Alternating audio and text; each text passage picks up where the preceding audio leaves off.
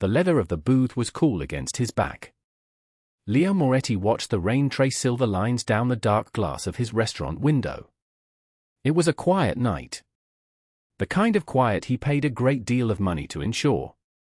His world was loud, filled with demands and threats and the grating sound of other men's greed, but here, in the corner booth of Moretti's table, there was only the soft clink of silverware and the murmur of distant conversation. He swirled the amber liquid in his glass. Ice cracked, a miniature fracture in the silence. His lieutenant, Marco, stood near the door, a statue in a tailored suit. Marco's eyes missed nothing. He was a good man. Loyal. He understood the rules. He understood that this restaurant was not just a business, it was sanctuary. It was the one place where the noise of Leo's life was not allowed to enter. Tonight, the rule was broken. The front doors opened with a gust of wind and rain, a frantic, desperate sound that did not belong. Every head in the restaurant turned. A woman stood there, drenched and trembling. Her clothes were thin, worn. In her arms, she clutched a small child, a girl of maybe 6 or 7, who was making a terrible sound. A high, wheezing gasp for air that was failing to arrive. The girl's face was pale, her lips tinged with blue. 2 of Leo's men, posted at the entrance, moved immediately to intercept. Their movements were smooth, professional.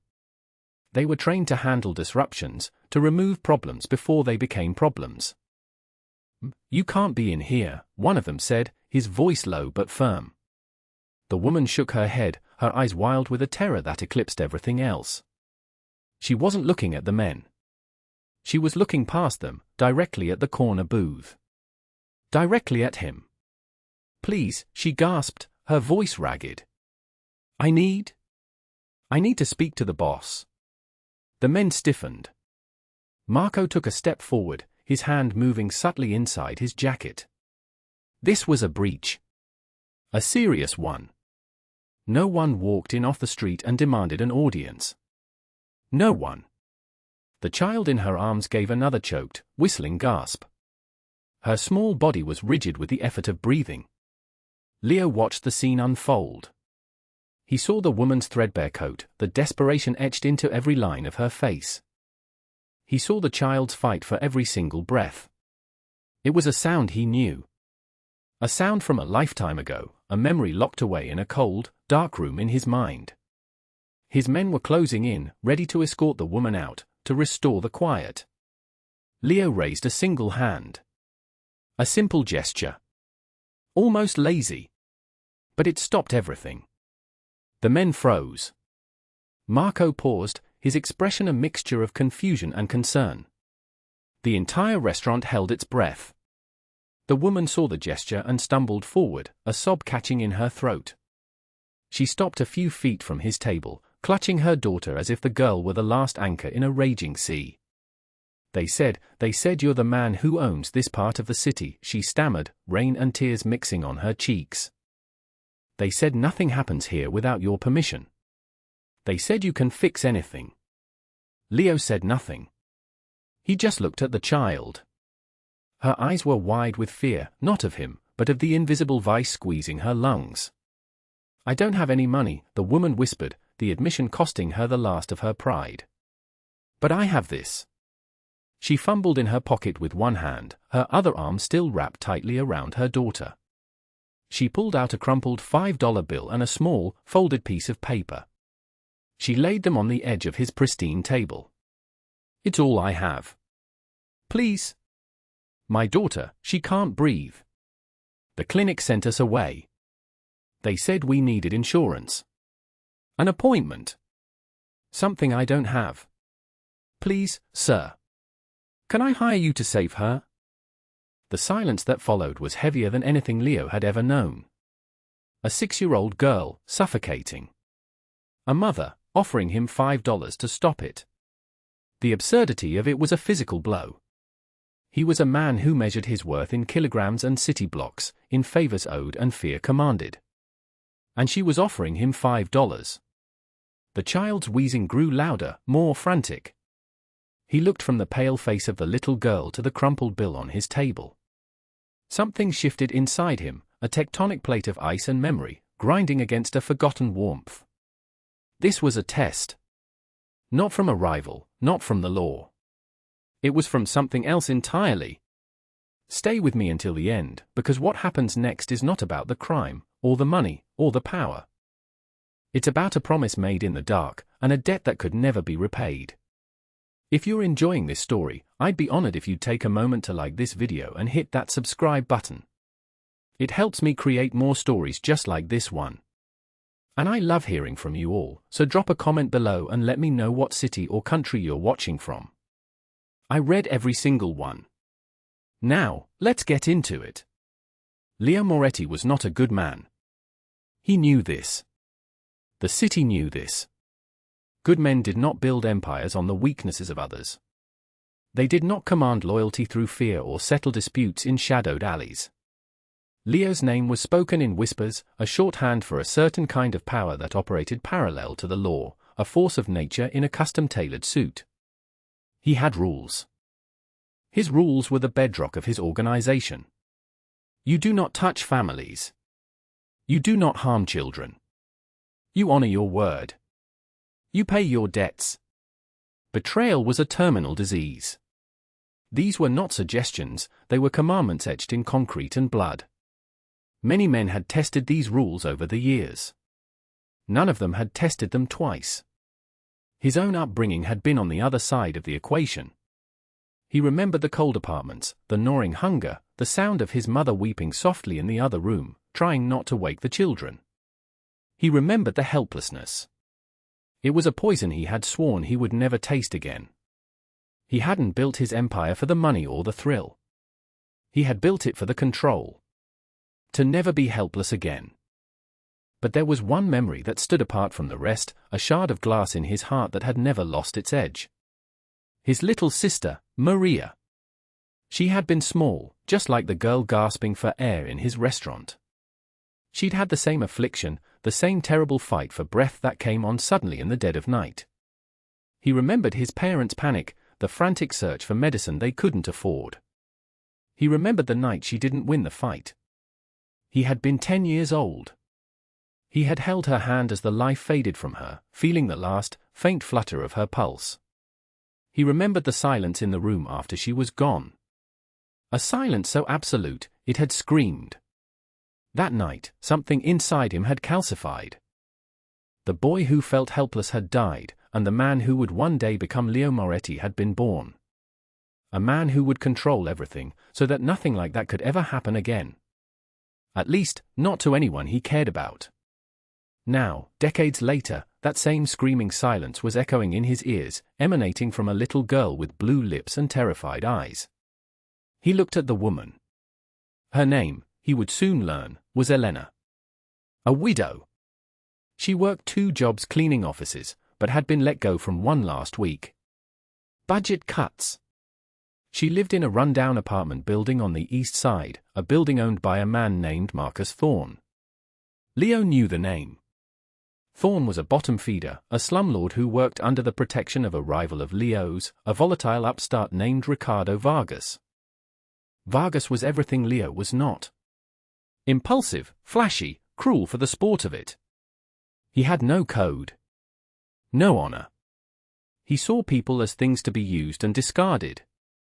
Elena had gotten behind on her rent. Not by much, but enough for a man like Thorne to see an opportunity.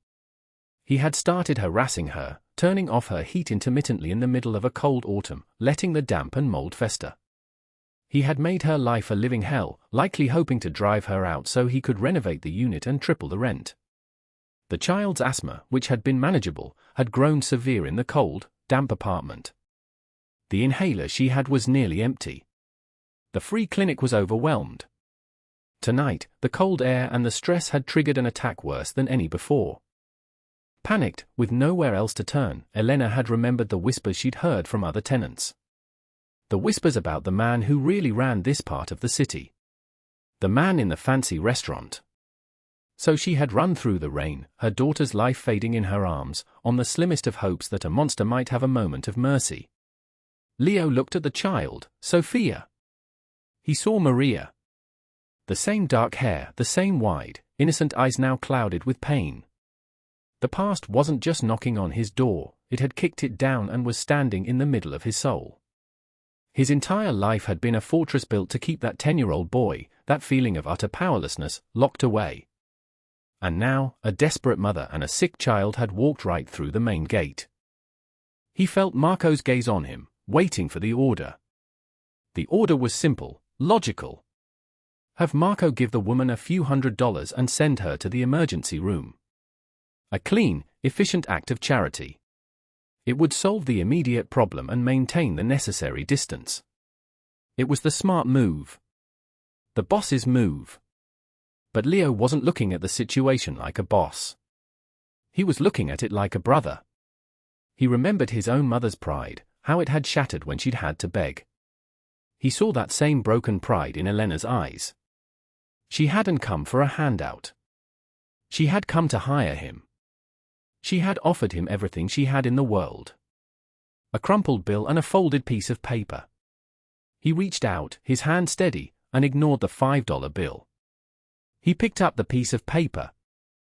He unfolded it. It was a child's drawing. A crayon picture of a smiling stick figure girl holding hands with a smiling stick figure woman under a bright yellow sun. It was simple. It was pure. It was worth more than every asset he owned. In that moment, the internal conflict ceased. The cold logic of his world gave way to a simple, burning imperative. The fortress he had built around his heart was not meant to keep the world out. It was meant to protect what was truly valuable inside. He had forgotten that. This child would not die. Not tonight. Not on his watch. He looked at Marco. His lieutenant saw the shift in his eyes, the hardening of his jaw. This was no longer a disruption to be managed. This was a command to be followed. Marco, Leo's voice was quiet, but it cut through the silence of the restaurant like a razor. Get the car. We're going to the hospital. My hospital. Marco nodded, no questions asked. He understood the distinction. Not just any hospital. The one where Dr. Evans owed Leo a significant, life-altering favor. The one where doors opened and waiting lists vanished. Leo then turned his gaze to two of his other men. You two. Take my town car.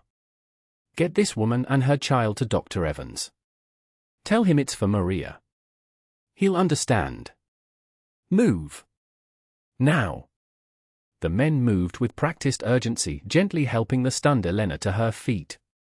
One of them scooped the little girl into his arms with surprising tenderness.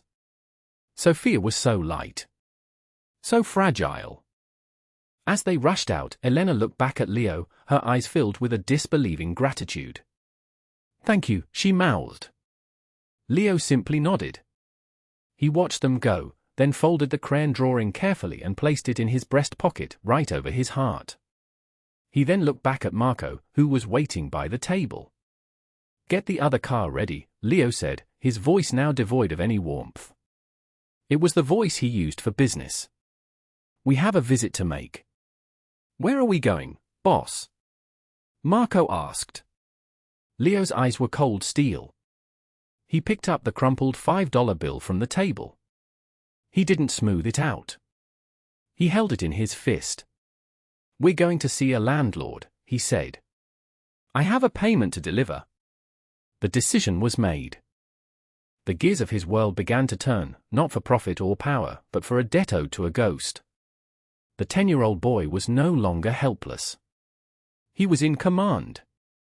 And he was about to remind the city what happened when someone broke one of his rules. The rule about not harming children. The drive through the rain-slicked city was silent. Marco drove, his eyes on the road, but his thoughts were clearly on the evening's bizarre turn of events. He had been with Leo for 15 years. He had seen him broker deals that shaped the city's underworld. He had seen him pass judgment on men with a quiet nod.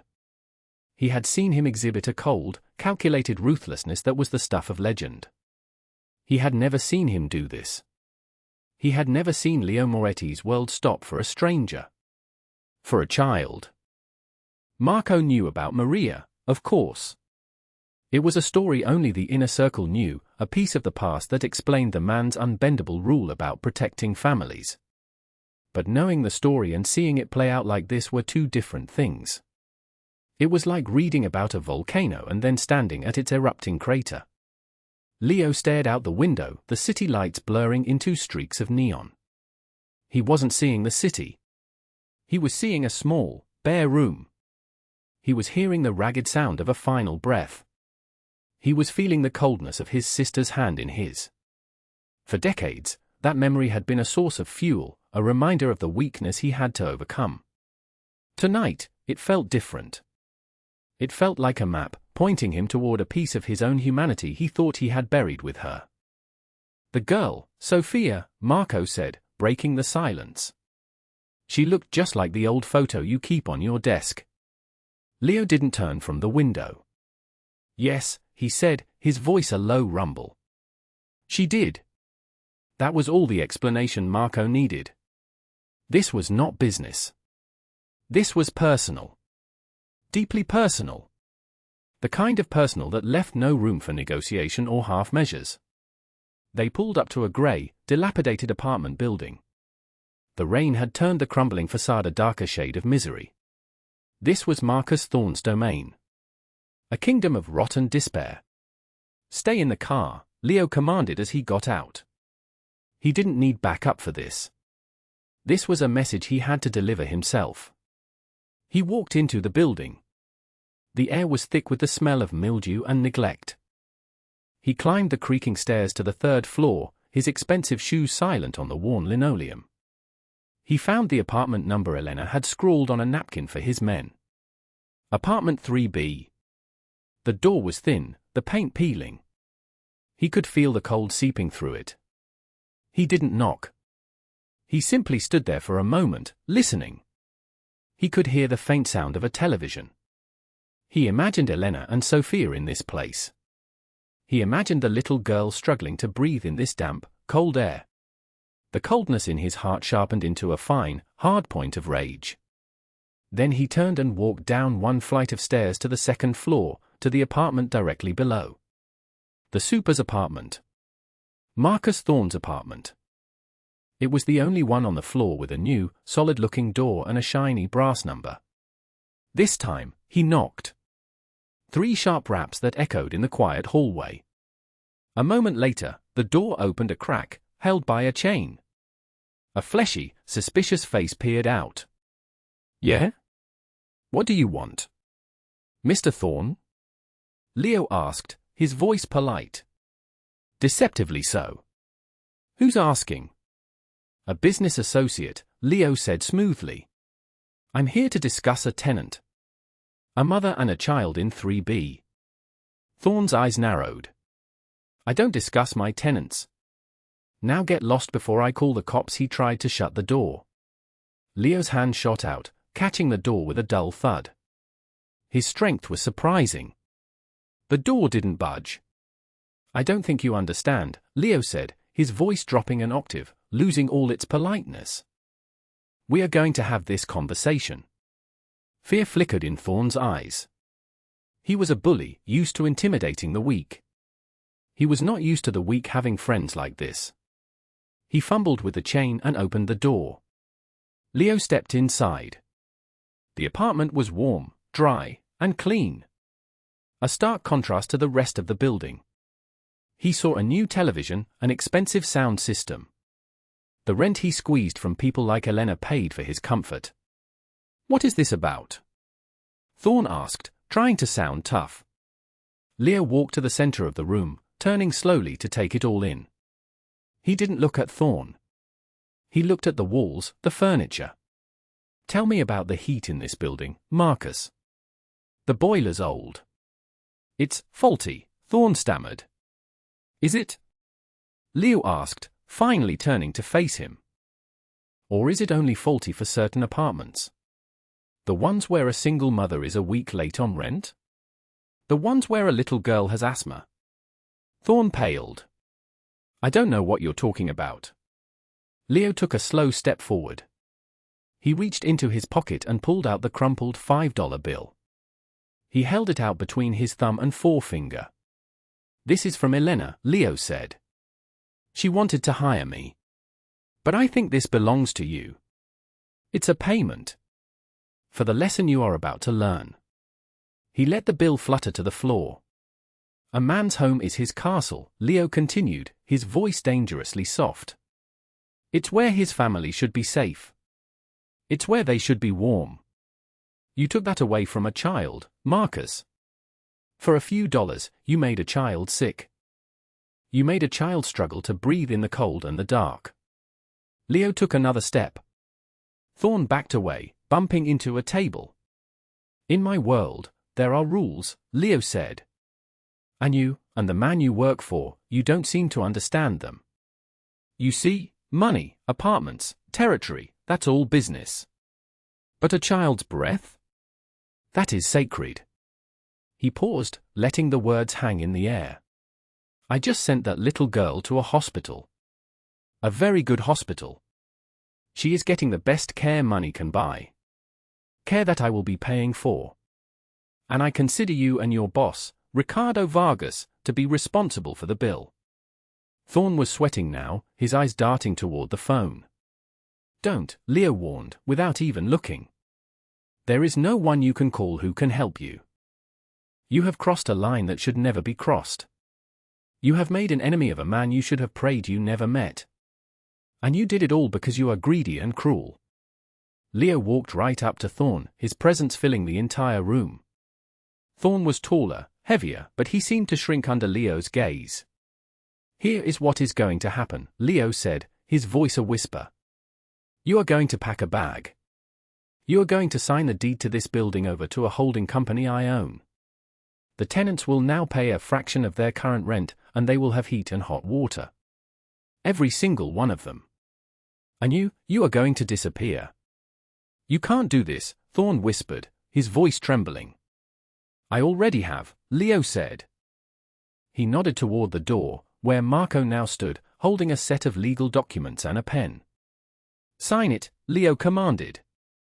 Thorne, shaking, stumbled over to Marco and scribbled his name on the documents.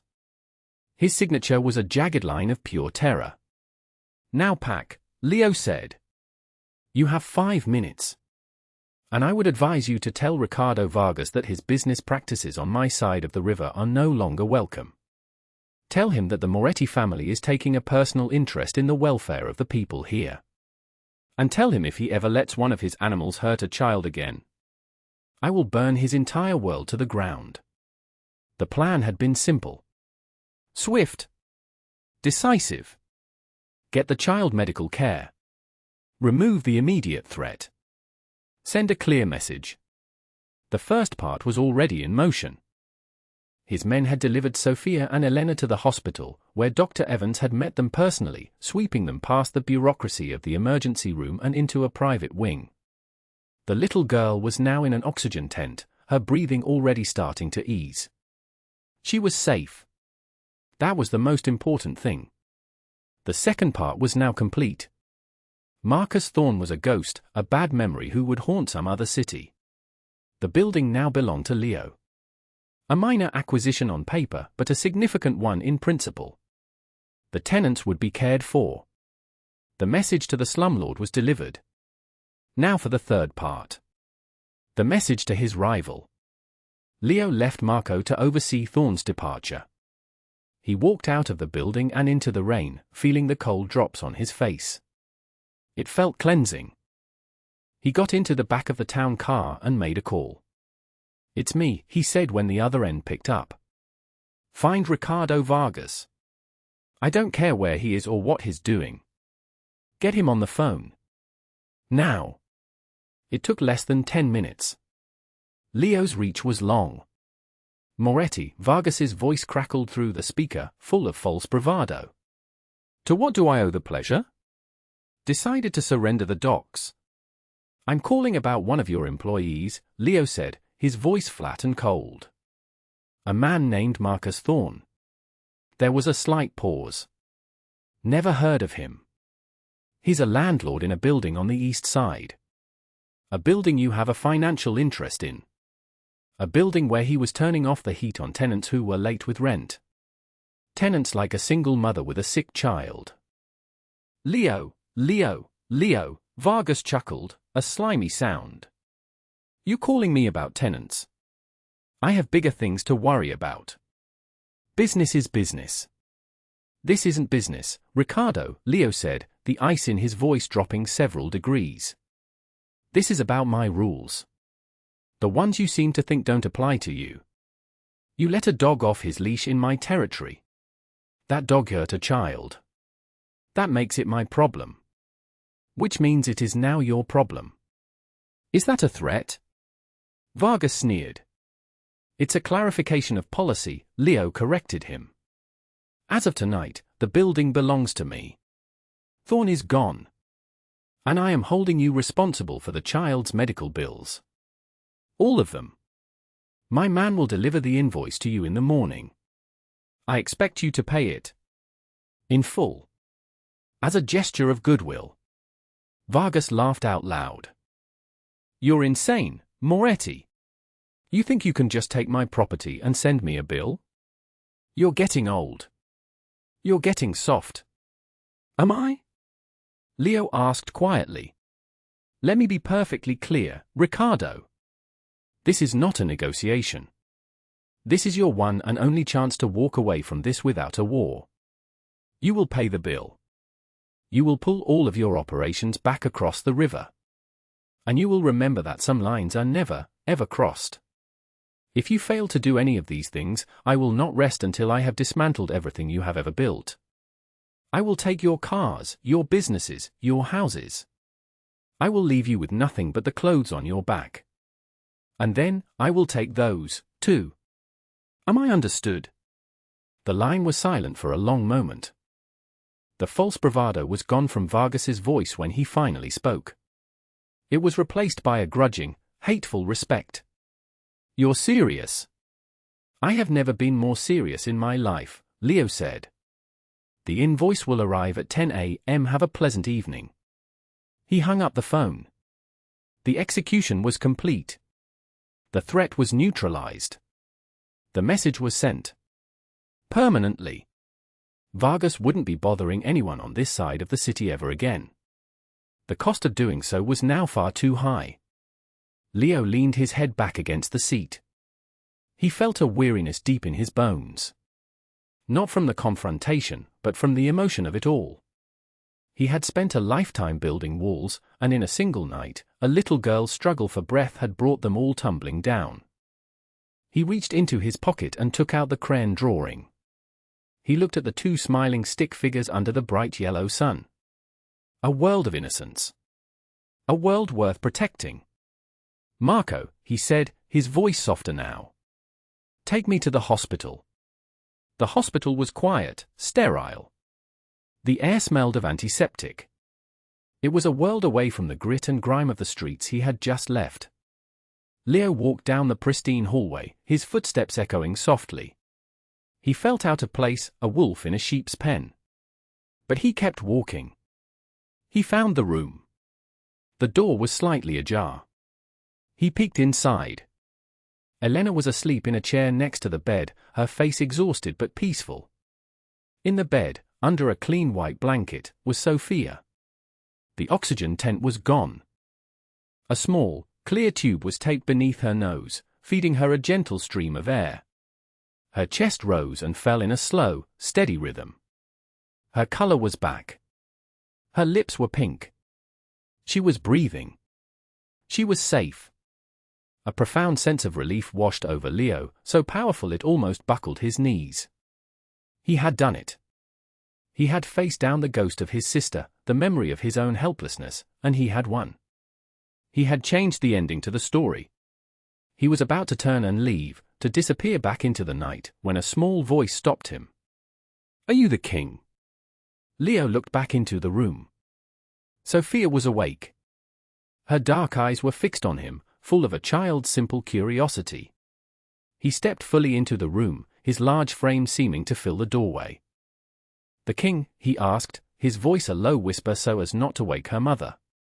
My mama said she was going to see the man who owns the city, Sophia said, her voice small but clear. That sounds like a king. Leo felt a smile touch his lips. It was an unfamiliar feeling. Something like that, he said. He walked closer to her bed. He saw the crayon drawing he had given back to Elena, now taped to the wall beside Sophia's bed. Thank you, the little girl said. I can breathe good now. I'm glad to hear that, Leo said, his voice thick with an emotion he couldn't name. He reached into his jacket. Elena had tried to give him back the $5 when his men had brought her here. He had refused it. He had told her the payment had already been made. Now, he took out the folded crayon drawing. He had made a high-quality color copy at his office before coming here. The original belonged with its artist. He placed it on the bedside table. You gave me something much more valuable than money, he told her. You reminded me of something I had forgotten. Sophia looked at him, her head tilted. Are you a good guy or a bad guy? She asked. It was a child's question, simple and direct, yet it struck him more deeply than any accusation or threat ever had. It was the question he had spent his entire adult life avoiding. He looked at her innocent face, at the steady rise and fall of her chest, at her mother sleeping peacefully nearby. He thought of Marcus Thorne, now a footnote in a forgotten ledger. He thought of Ricardo Vargas, fuming in his gaudy mansion across the river, his power checked. He had used fear and violence and intimidation, the tools of his trade. The tools of a bad man. But he had used them to save a life. What did that make him? Tonight, he said softly, finding his answer. Tonight, I got to be the good guy. He pulled a simple white business card from his wallet. It had no name, no company logo. Just a single phone number. He placed it on the table next to the drawing. If your mother ever needs anything, he told Sophia, and I mean anything at all, she is to call this number. Do you understand? The little girl nodded solemnly. I'll tell her. Good girl, he said. He felt an urge to reach out, to pat her head or squeeze her hand, but he resisted. He was a creature of the shadows. He did not belong in this bright, clean room for long. He turned and walked out, leaving the sleeping mother and the breathing child in the sanctuary he had created for them. As he walked down the empty hospital corridor, he felt lighter than he had in years. He had not just saved a child. He had, perhaps, saved a small piece of himself. He had provided a lifetime of protection with a single phone call, and in doing so, had secured a third salvation for the small family, a future free from fear. 20 years passed. The city changed. Buildings rose and fell. Faces in the underworld came and went. Ricardo Vargas had made the mistake of misinterpreting Leo's clarification of policy as a sign of weakness. It was a fatal miscalculation. His empire crumbled, piece by piece, until there was nothing left, just as Leo had promised. Leo's own empire grew, solidifying, becoming more legitimate over the years. The whispers of his name grew quieter, more respectful. He became less of a bogeyman and more of a legend. Leo grew older. The fire in his belly cooled to embers, a steady, watchful heat. He was still the king, but his rule was quieter now, more assured. He had seen it all, done it all.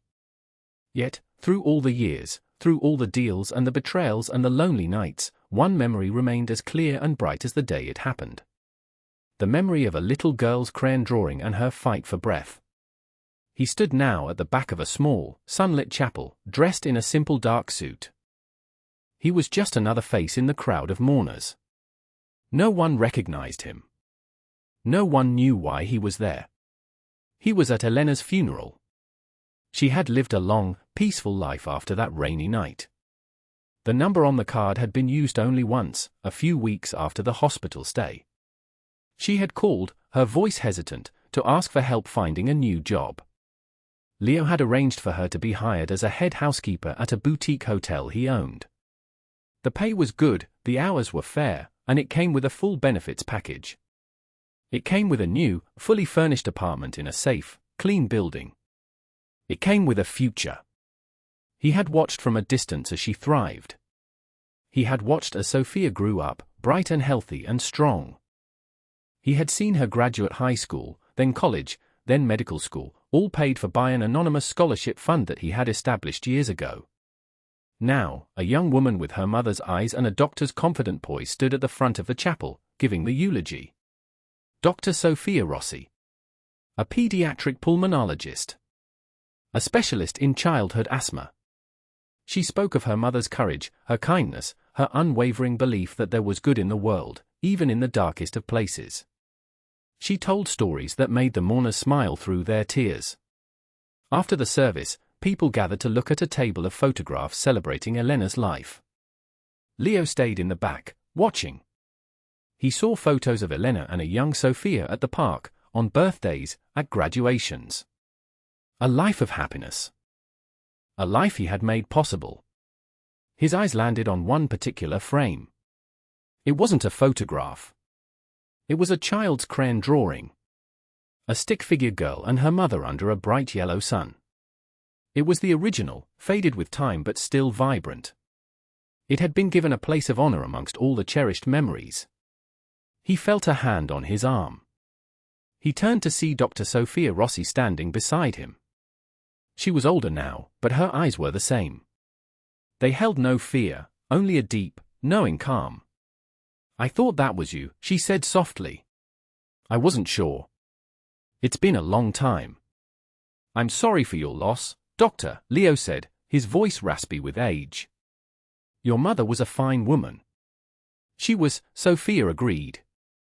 She looked from Leo's face to the drawing on the table. "She told me the whole story a few years ago. About that night.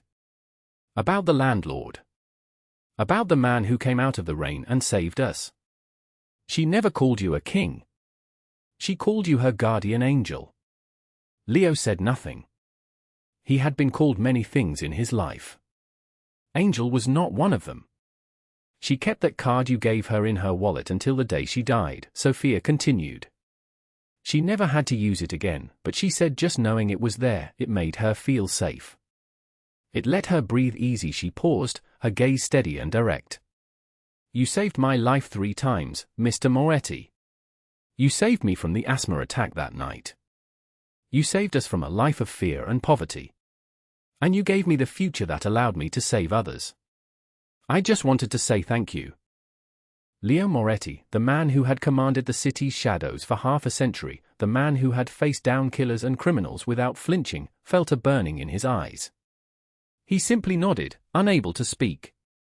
"She would be glad you came," Sophia said, giving his arm a gentle squeeze before moving back to greet other mourners. Leo stayed for a moment longer, looking at the drawing. A simple act of desperation, a mother's plea, had altered the course of so many lives. It had given a good woman a life of peace, and her daughter a life of purpose. And it had given him, a man who dealt in darkness, a single, unwavering point of light to navigate by. He turned and walked out of the chapel, back into the world. He was an old man now, his empire in the capable hands of others. But as he walked, he didn't feel old. He didn't feel like a boss or a king or a legend. He felt like a 10-year-old boy whose sister could finally, after all these years, breathe easy. True strength, he had learned, is not measured by the fear a man can inspire or the power he can wield. It is measured by the gentleness he can show to the most vulnerable. It's found in the quiet moments, in the choice to answer a desperate plea, to shield the innocent from the storm. For in the end, a legacy is not the empire you build, but the lives you shelter.